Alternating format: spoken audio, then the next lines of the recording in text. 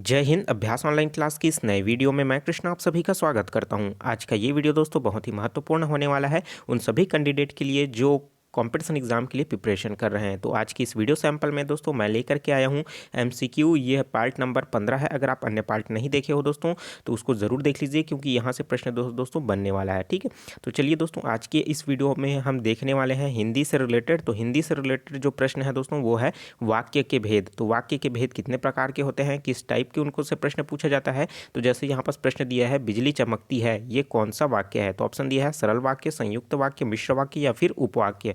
तो इसी तरीके के प्रश्नों को हम इसमें सॉल्व करेंगे। डिटेल में आंसर किस तरीके से निकलेगा हम ये भी बताने वाला हूं। तो वीडियो को लास्ट तक जरूर देखिए। तो चलिए वीडियो स्टार्ट करते हैं।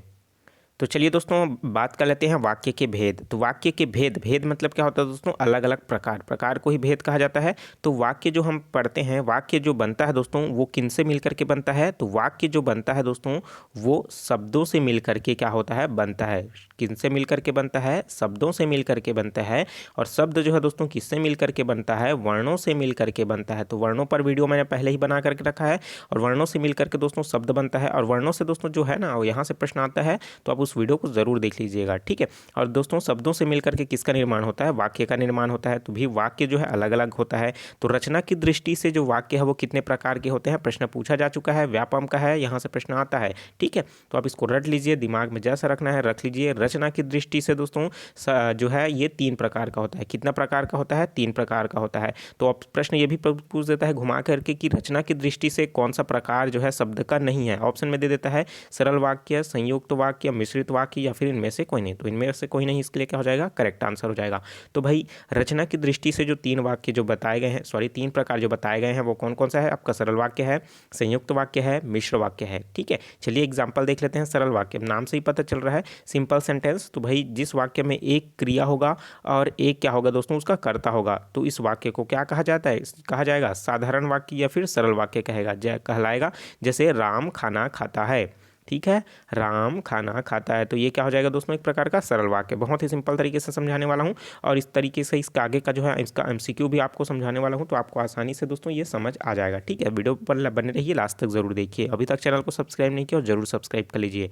ठीक है, सरल वाक्य समझ आ गया। देखते हैं दूसरा है संयुक्त। नाम से ही पता चल रहा है दोस्तों संयुक्त है, मतलब कहीं ना कहीं थोड़ा सा जटिल होगा। 2 चीज़ क्या होगा इसमें मिला होगा। जिस वाक्यों में साधारण या मिश्र वाक्यों का मेल संयोजक अवयवों द्वारा होता है तो उसे क्या कहते हैं दोस्तों, संयुक्त वाक्य कहते हैं। जिसमें क्या होगा, 2 साधारण या मिश्र वाक्य जो है किसी एक संयोजक शब्द, जिसको हम इंग्लिश में कंजक्शन कहते हैं, उन कंजक्शन के थ्रू ये जब मिल जाता है तो हम इसको क्या कहते हैं, संयुक्त वाक्य कहेंगे। तो इसमें 2 वाक्य जो रहेगा अलग अलग रहेगा, लेकिन वो सरल रूप में रहेगा। और जब हम दोनों को जोड़ देंगे तो वो क्या हो जाएगा दोस्तों, संयुक्त हो जाएगा। ठीक है, जैसे हमने देखा है ना संयुक्त भर्ती। तो संयुक्त भर्ती मतलब क्या होता है, 2 या 2 से अधिक भर्तियों को एक साथ लिया जाता है, तब उसको क्या कहा जाता है, संयुक्त भर्ती कहा जाता है। ठीक है, तो जैसे राम घर गया और खाना खाकर सो गया। राम घर गया और खाना खाकर के सो गया। तो ये एक वाक्य और ये 2 वाक्य, इन दोनों को जोड़ने वाला और शब्द का प्रयोग इसमें किया जा रहा है। ठीक है, जो कि क्या है, ये देखिए राम घर गया, तो भाई राम घर जा कर के खाना खाया, तो ये क्या हो जाएगा, उस समय मिश्रित वाक्य हो जाएगा। अलग अलग सेंटेंस है क्या, नहीं है, है ना। तो इस तरीके से क्या हो जाएगा, ये जो वाक्य है वो क्या हो जाएगा, संयुक्त वाक्य। नेक्स्ट है दोस्तों मिश्रित वाक्य। इसमें एक मतलब मिश्रण जो है सेंटेंस है इस प्रकार का। इसमें एक प्रधान उपवाक्य होगा जो, और एक जो है इसमें आश्रित उपवाक्य होगा। ऐसे जैसे जैसे देखते हैं, राम ने कहा कि मैं कल नहीं आऊँगा, तो राम ने कहा, और इसका क्या हो जाएगा दोस्तों, मैं कल नहीं आऊँगा।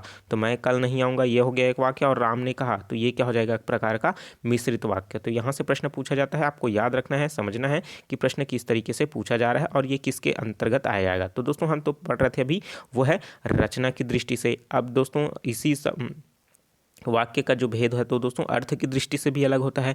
तो अर्थ की दृष्टि से कितना भी प्रकार होता है, ये प्रश्न पूछा गया है। अभी जो एग्जाम हुआ ना, व्यापम जो लिया था, उसमें जो पूछा गया था कि अर्थ की दृष्टि से वाक्य के कितने भेद होते हैं। तो वाक्य के मतलब अर्थ की दृष्टि से 8 भाग होते हैं। तो 8 भाग कौन कौन से हैं, एक एक करके देख लेते हैं। जैसे है विधानार्थक शब्द, मतलब विधानार्थक वाक्य, ठीक है, जिसमें किसी बात के होने का बोध होता है, तो वह क्या होता है दोस्तों, उसको विधानार्थक, मतलब वह काम वाकई में हो चुका है या फिर हुआ है ना। तो क्या है, जैसे मोहन घर गया, भाई तो मोहन घर चला गया, तो कहीं ना कहीं वो क्या है, वो विधानार्थक वाक्य कहलाएगा। उसी तरीके से दोस्तों निषेधात्मक, मतलब जिसमें किसी बात के ना होने का बोध होता है, मतलब निगेटिव सेंटेंस जिसको बोलते हो आप इंग्लिश में, तो सीता ने गीत नहीं गाया, राम नहीं खाया, राम मार नहीं खाया, राम ने मार नहीं खाया, तो कहीं ना कहीं क्या हो जाएगा, तो ये निषेध, मतलब कहीं ना कहीं क्या है, किसी भी चीज़ को मना करने की जो बात है वो भी इसमें आ जाता है। ठीक है, चलिए दोस्तों देखते हैं नेक्स्ट है, वो है आज्ञावाचक। तीसरा है क्या है दोस्तों, आज्ञावाचक,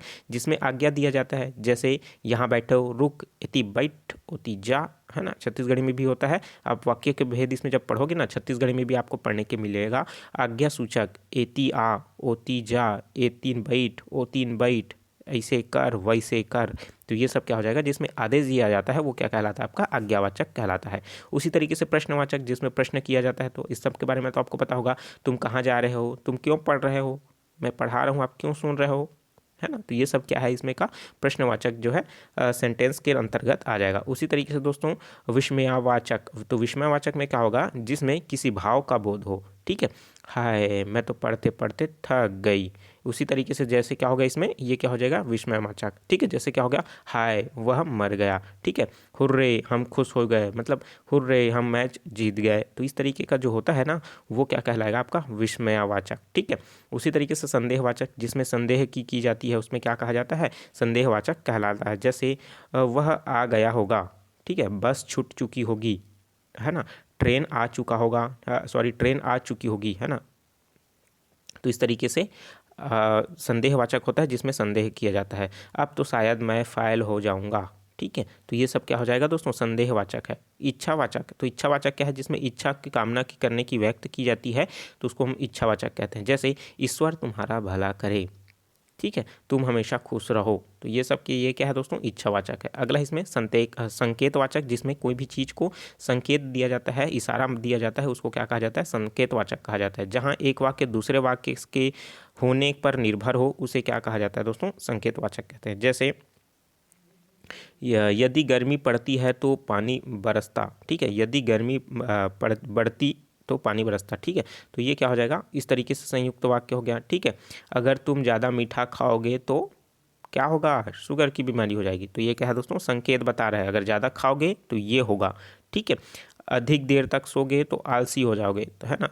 तो और कम पढ़ोगे तो फेल हो जाओगे, तो कहीं ना कहीं एक चीज़ को संकेत किया कर रहा है। जैसे क्या होगा, आपका फेल होने को संकेत कर रहा है, कौन कर रहा है, जब आप क्या करोगे, कम पढ़ोगे, है ना। तो इस तरीके से क्या हो रहा है, इस चीज़ को ये क्या कर रहा है, अंकित कर रहा है। ठीक है, अधिक तेजी गाड़ी चलाओगे तो एक्सीडेंट हो सकता है, तो ये संकेत बता रहा है ना।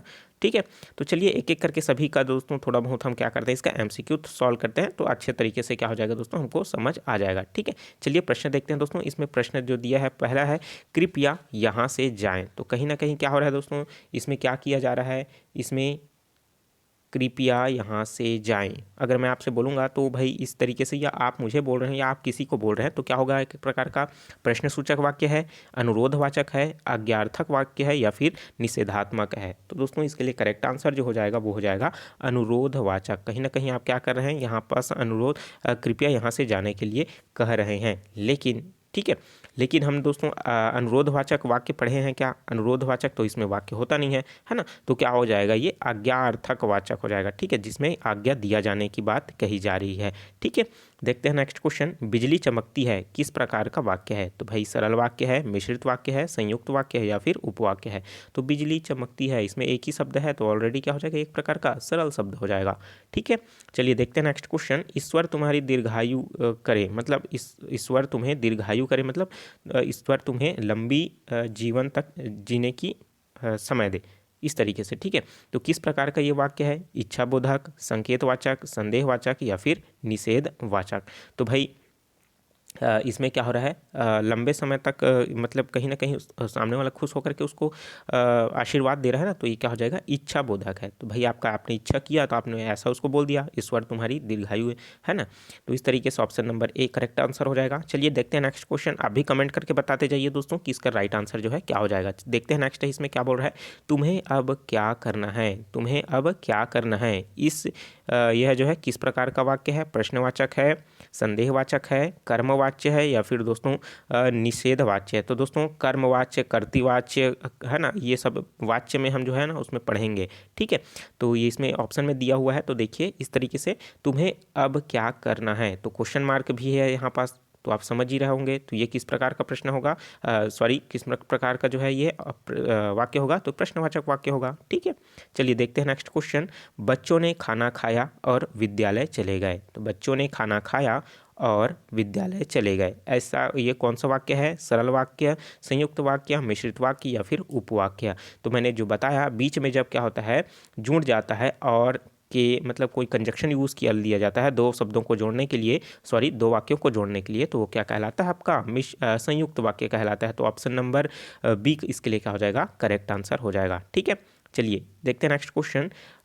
वह इस समय आता है, या किस प्रकार का वाक्य है, वह इस समय आता होगा, सॉरी आता होगा है ना, वह इस समय आता होगा, यह जो है किस प्रकार का वाक्य है, आता होगा मतलब आया है तो संदेह लग रहा है ना, तो संदेहवाचक है, आज्ञावाचक है, संकेतवाचक है या फिर इच्छावाचक है।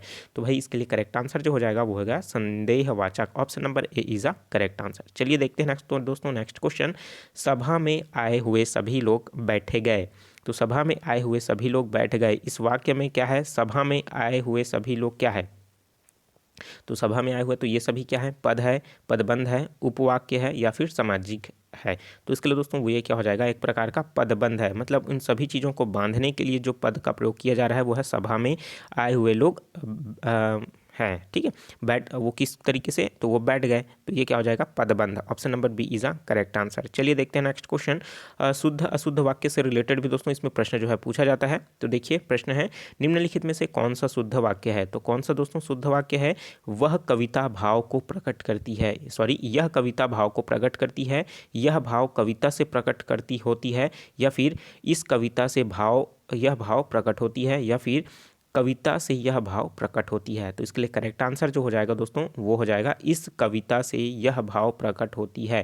तो ऑप्शन नंबर सी क्या हो जाएगा दोस्तों, जो शुद्ध है उसको बताना है, बाकी अन्य जो है अशुद्ध है, ठीक है। तो चलिए दोस्तों और भी प्रश्न है, देखते हैं।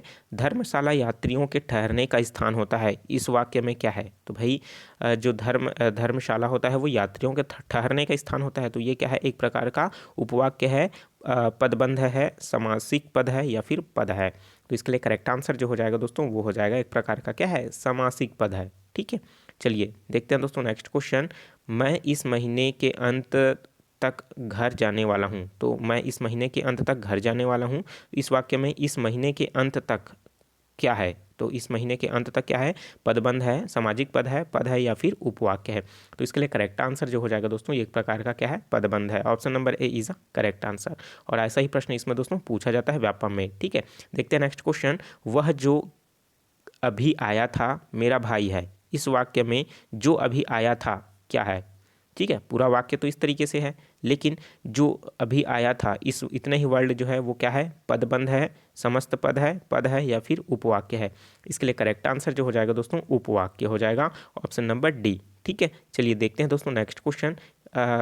कृपया यहाँ से जाएं, जिस तरीके से मैंने स्टार्टिंग में बताया था ना, कृपया यहाँ से जाए, वही प्रश्न ये है, ठीक है। तो ये क्या हो जाएगा दोस्तों, आपका आज्ञार्थक वाक्य हो जाएगा, ठीक है। तो ऑप्शन नंबर जो है सी क्या हो जाएगा, इसके लिए करेक्ट आंसर हो जाएगा। क्योंकि दोस्तों ये अनुरोधवाचक भी हो सकता है, क्योंकि अनुरोधवाचक जो है हमने वाक्य के भेद पढ़े हैं उसमें नहीं पढ़े हैं, इसलिए क्या हो जाएगा, हमारा ये नहीं होना चाहिए, option number C is a correct answer हो जाएगा, ठीक है। देखते हैं नेक्स्ट क्वेश्चन और इस वीडियो का दोस्तों अंतिम प्रश्न। तो चलिए प्रश्न क्या है, इसका आंसर आप जरूर देख लीजिएगा और क्या होगा आप मुझे कमेंट करके ज़रूर बताइएगा, ठीक है। तो परीक्षा में चोरी मत करो कैसा वाक्य है, निषेधात्मक वाचक है, प्रश्नबोधक है, अनुरोधवाचक है या फिर अवधारण बोधक है, ठीक है। परीक्षा में चोरी मत करो, ठीक है। तो मैं कहीं ना कहीं क्या किया जा रहा है वहाँ पास, किसी भी चीज़ के लिए मना किया जा रहा है, मतलब कौन सा वाक्य हो जाएगा आप कमेंट करके नीचे जरूर बताइएगा। बहुत ही सिंपल सा है। तो वीडियो कैसा लगा कमेंट करके जरूर बताइए दोस्तों। इसी तरीके का लगातार प्रिपरेशन मैं करा रहा हूँ, तो चैनल के साथ जुड़े रहिए। चैनल को आपने सब्सक्राइब नहीं किया जरूर सब्सक्राइब करके नोटिफिकेशन बेल आता है जरूर ऑन कर लीजिएगा, ठीक है। और दोस्तों अभी तक जो है मेरे टेलीग्राम चैनल को ज्वाइन नहीं किया, ज़रूर ज्वाइन कर लीजिए। वहाँ से इसका PDF आप डाउनलोड कर सकते हैं। और अन्य जो है पढ़ने के लिए दोस्तों मैंने प्लेलिस्ट बना करके रखा हुआ है, साथ ही साथ नीचे में डिस्क्रिप्शन में भी दे रखा है, उसको ज़रूर देख लीजिए।